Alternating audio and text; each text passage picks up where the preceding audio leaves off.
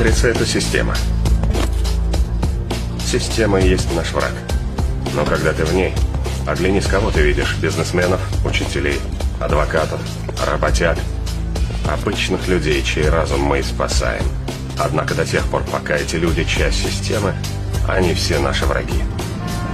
Ты должен помнить, что большинство не готово принять реальность.